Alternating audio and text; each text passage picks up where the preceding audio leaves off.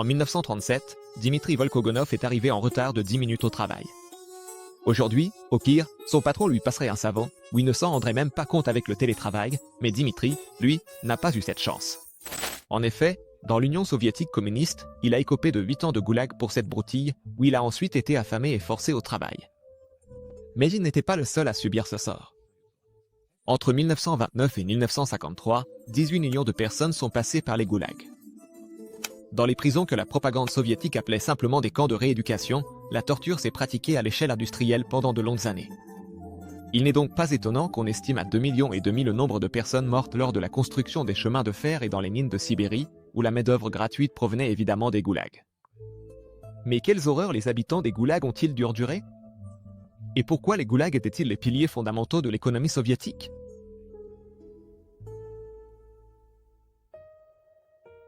La machine de propagande soviétique a tout fait pour présenter les prisonniers des goulags comme des criminels de droit commun qu'il fallait enfermer derrière des barbelés dans l'intérêt de la société. Mais la réalité était tout autre. La plupart du temps, ce n'étaient pas des criminels qui se retrouvaient derrière les barreaux, mais des gens ordinaires, des enseignants, des ingénieurs et des agriculteurs, dont le plus grand crime était simplement de vivre au mauvais endroit au mauvais moment. Les goulags ont officiellement fonctionné entre 1930 et 1953, sous le règne de Joseph Staline, mais les bases du système des goulags avaient été posées bien plus tôt. Déjà avant la prise de pouvoir bolchevique, il était courant d'envoyer les criminels et les ennemis du régime en Sibérie, afin qu'ils trouvent un nouveau foyer dans des camps de travail. Après la prise de pouvoir bolchevique de 1917, Lénine a alors donné l'autorisation de créer des camps de travail, puis un an plus tard, la Tchéka, c'est-à-dire la police secrète, pouvait déjà y transférer des personnes sans procédure judiciaire. Disons que dans la législation russe, le camp de travail n'existait comme forme de punition qu'à partir de 1921. Le but du pouvoir avec ces camps était de rééduquer les personnes récalcitrantes par le travail afin de leur inculquer l'amour du communisme et, bien sûr, celui des dirigeants. Cependant, le système du goulag n'a vraiment pris son essor non pas sous Lénine, mais sous Staline, qui, en 1930, a officiellement donné le nom de goulag aux camps de travail déjà existants. Kolyma, Vorkouta et Norilsk ont accueilli les camps de travail les plus tristement célèbres. Mais évidemment, il n'y avait pas que 3 goulags pour accueillir les foules. Au total, au plus fort du système, il existait 476 complexes de camps, mais si l'on compte aussi les camps de travail indépendants et les petites communautés de travail, qui n'avaient évidemment pas été créés de leur plein gré, on parle alors de bien plus de 1000 camps. La première grande vague d'incarcération de masse a eu lieu pendant la période de collectivisation, c'est-à-dire la nationalisation des terres agricoles, entre 1929 et 1932. C'est à ce moment-là que Staline a décidé de réorganiser un peu la vie rurale et environ 1,8 million de koulaks, c'est-à-dire de paysans aisés, ont alors commencé leur tristement célèbre séjour organisé par l'État. Si quelqu'un possédait ne serait-ce qu'un peu plus de terre ou même une poule de plus que son voisin, il était aussitôt déclaré ennemi du pouvoir. Puis, à mesure que la paranoïa s'intensifiait, la situation devenait de plus en plus absurde.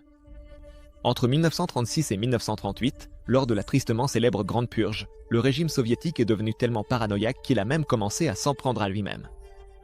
Les anciens membres du parti sont soudainement devenus des traîtres, et les dirigeants de l'armée rouge ont été accusés de tout et n'importe quoi du jour au lendemain. Tu devenais presque un criminel rien qu'en regardant de travers une photo de Staline. Pendant la Seconde Guerre mondiale, de nombreux prisonniers de guerre ont fini dans un goulag. De plus, une partie des soldats soviétiques rentrés au pays après la guerre a également été envoyée dans les camps sur la base d'accusations fabriquées de toutes pièces, sans aucun fondement. Avec le recul d'aujourd'hui, les raisons des arrestations de l'époque sont totalement incompréhensibles. Prenons par exemple Ivan Burlov, qui n'a fait rien d'autre que d'invalider son bulletin de vote lors d'une élection. Pour cela, il a écopé de 8 ans de prison. Mais il n'a pas été le seul à être arrêté pour des motifs fallacieux. On envoyait aussi des gens au goulag simplement parce qu'ils étaient arrivés plusieurs fois en retard au travail, ce qui était déjà considéré comme du sabotage économique. Mais celui qui se risquait à faire une blague maladroite sur un dirigeant du parti n'était pas mieux loti. Au lieu de rire, il recevait un aller simple pour la Sibérie. Le plus choquant, c'est que l'arrière-plan juridique des arrestations reposait sur une seule loi fourre-tout que l'on pouvait toujours interpréter à sa guise pour emprisonner qui l'on voulait. Il s'agissait de l'article 58 du Code pénal soviétique. Sur le papier, cette loi punissait les actes contre-révolutionnaires, mais en pratique, on pouvait facilement être arrêté simplement pour s'être plaint à voix haute qu'il n'y avait plus de lait au magasin. Des millions de personnes ont été envoyées dans des camps, ce qui explique que le processus d'arrestation lui-même soit devenu totalement automatique. La sécurité intérieure du peuple, c'est-à-dire la version rétro du KGB, ne traquait pas simplement les criminels. Au lieu d'essayer d'attraper les personnes réellement dangereuses, ils arrêtaient des gens en fonction de quotas. C'est à peu près comme si on ordonnait aujourd'hui à la police hongroise de trouver coûte que coûte 1200 automobilistes en infraction chaque jour. Et si un jour ils n'en trouvaient que 800, ils devraient alors accuser des innocents en affirmant qu'ils ont roulé trop vite ou qu'ils ne se sont pas arrêtés au stop. Et les chiffres ne mentent pas. Au sommet du système, les prisonniers politiques représentaient un tiers, voire un quart de l'ensemble des détenus. C'étaient eux qui, à coup sûr, n'avaient pas commis de véritables crimes, mais qui étaient simplement devenus des obstacles pour la machine soviétique. La communication officielle, quant à elle, ne disait absolument pas que les gens allaient au goulag pour travailler et mourir, mais présentait presque les camps comme des centres de réhabilitation agréables. Mais qu'en était-il vraiment? Eh bien, pas grand-chose. En fait, le calvaire infernal des condamnés au corps de travail commençait bien avant même d'atteindre les portes.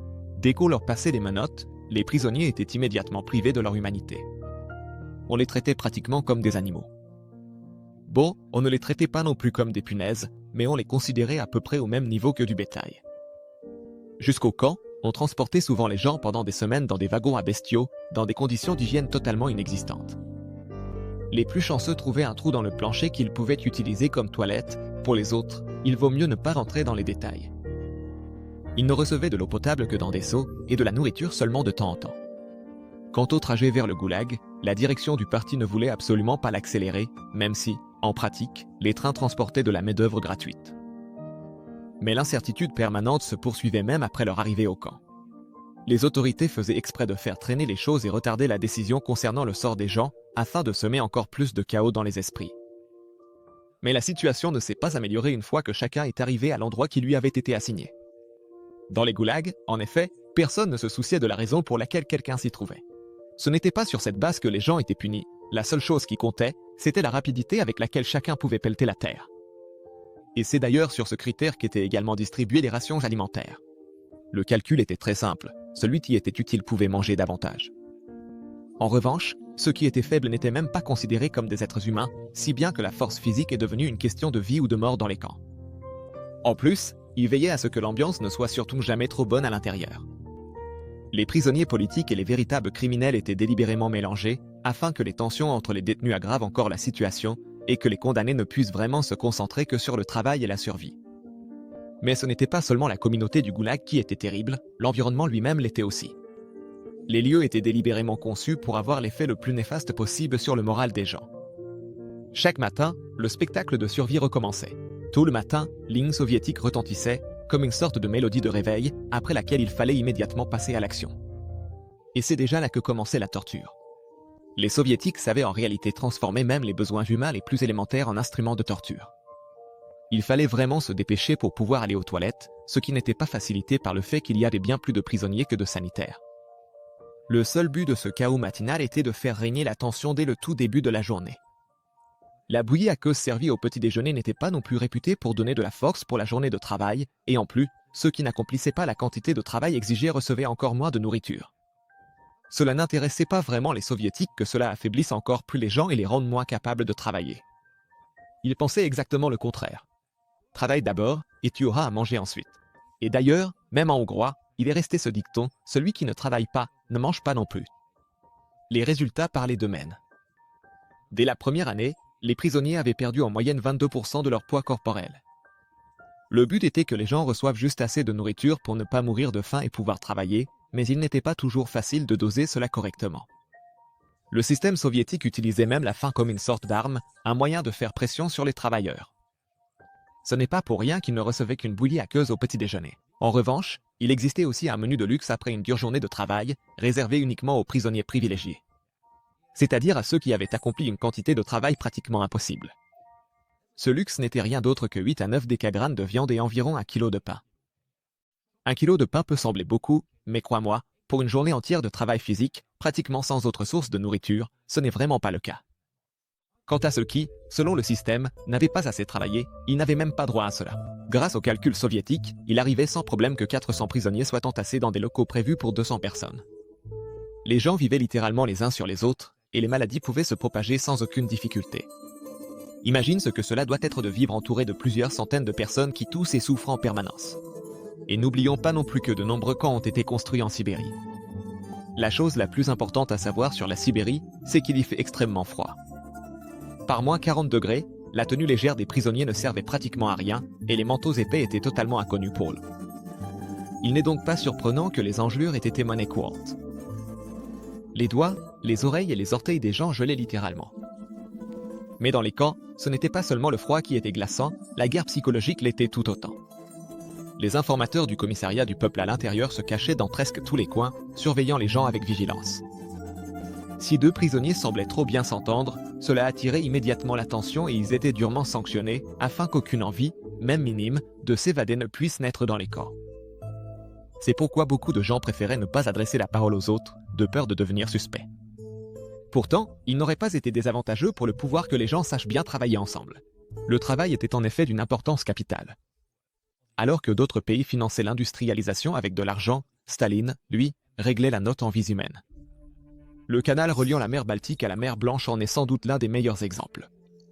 Pour construire cette voie navigable de 227 km, dont le lit a été en partie aménagé artificiellement, 170 000 prisonniers ont été envoyés travailler. Creusés dans le sol gelé de Sibérie, avec des outils rudimentaires ou même à main nue, ce n'est vraiment pas une partie de plaisir et ce n'est pas non plus sans danger. Environ 25 000 personnes sont mortes pendant la construction. Mais la route principale de la Kolyma a été construite de façon similaire, sauf qu'on ne s'est même pas soucié d'enterrer les gens. On laissait simplement les corps sur le bord de la route, car atteindre les objectifs de production était bien plus important que la vie de quiconque ou que le respect des morts. La vie des ouvriers du secteur forestier n'était pas simple non plus. Les forêts sibériennes ne ressemblent pas à celles de Burtsony, elles sont un peu plus froides. C'est pourquoi les bûcherons mouraient régulièrement du froid pendant leur travail. Des villes comme Norilsk ou même Magadan, le centre du système du goulag, doivent pratiquement leur existence à ces personnes. Les prisonniers travaillaient en moyenne 14 à 16 heures par jour. Bien sûr, ils ne pouvaient même pas rêver d'une pause déjeuner ou de quelque forme de repos que ce soit. Exactement comme ils ne pouvaient pas non plus compter sur des outils appropriés ou des équipements de protection. Si quelqu'un s'effondrait littéralement de fatigue au travail, la direction ne s'en inquiétait pas. On le remplaçait immédiatement par quelqu'un d'autre. On pouvait toujours condamner quelqu'un lors d'un procès expéditif simplement parce qu'il avait eu un regard de travers. Le pouvoir ne considérait même pas les gens comme une main-d'œuvre gratuite, mais plutôt comme du matériel jetable. La seule chose qui comptait, c'était que les plans d'industrialisation de Staline aboutissent. Peu importait combien de personnes il fallait sacrifier pour cela. Mais tout cela n'était presque rien comparé à ce qui se passait dans les mines. L'une des spécialités du goulag était sans aucun doute l'extraction de l'or et de l'uranium. Parce qu'après tout, quelle bonne idée de faire travailler des gens dans un endroit où des isotopes radioactifs à grains fins flottent dans l'air. Bien sûr, ici non plus, il n'y avait pas d'équipement de protection pour le travail. C'est pourquoi, dans les camps de la Kolyma, les prisonniers mouraient de la radiation en quelques semaines seulement. L'État, bien sûr, était parfaitement au courant des taux de mortalité et il avait même calculé précisément le bénéfice économique que rapportait chaque prisonnier. Les gens étaient considérés comme des machines ou des mouches sacrifiables. Tout était basé sur les chiffres, la vie humaine ne comptait pas.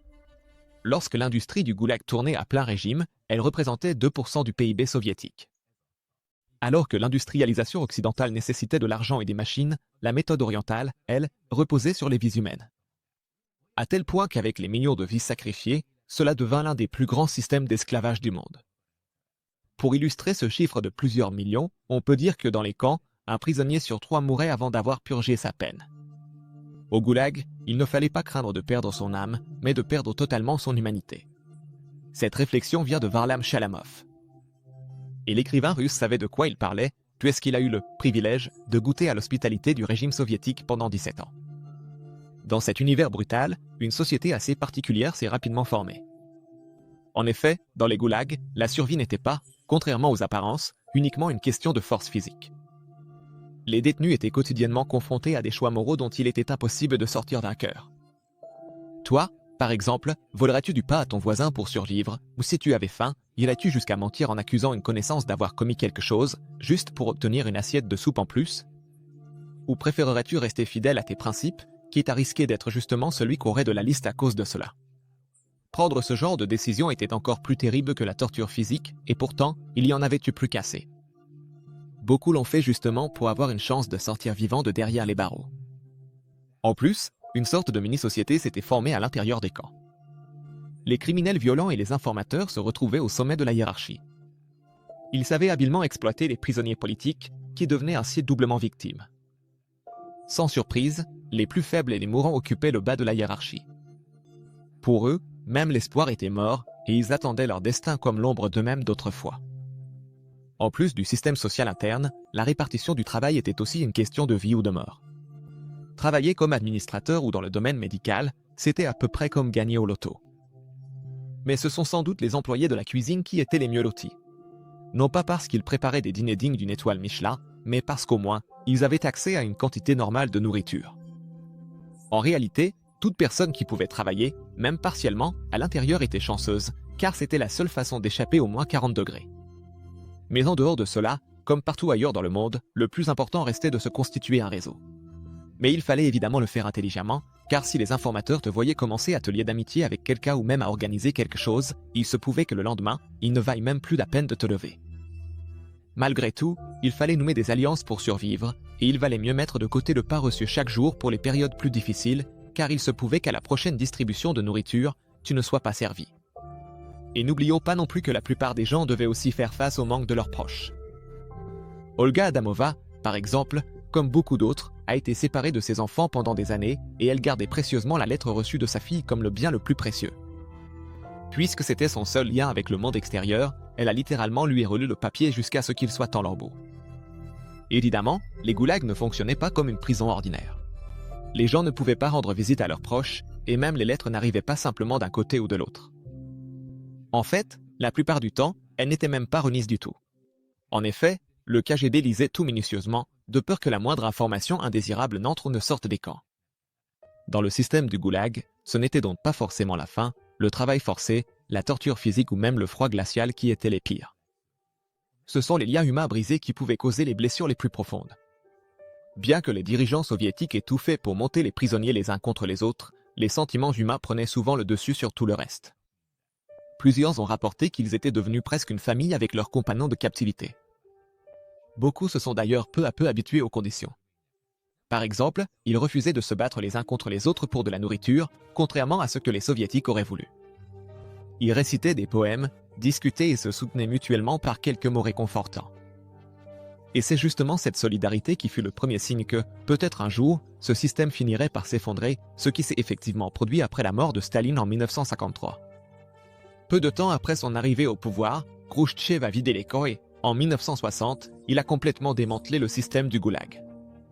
Les prisonniers ont certes retrouvé leur liberté physique, mais ils sont immédiatement tombés dans un piège social. En effet, lors de la recherche d'un emploi, ils devaient indiquer qu'ils avaient été condamnés, ce qui revenait pratiquement à porter une tenue de prisonnier invisible pour le reste de leur vie. Le traumatisme social fut immense, difficulté à subvenir à ses besoins, drames familiaux et méfiance généralisée ont envahi tout le pays. Pendant les années du système du goulag, de très nombreuses personnes ont grandi dans des orphelinats, sans même savoir si leurs parents étaient encore en vie. Beaucoup se sont remariés simplement parce qu'ils pensaient que leur conjoint était mort en Sibérie.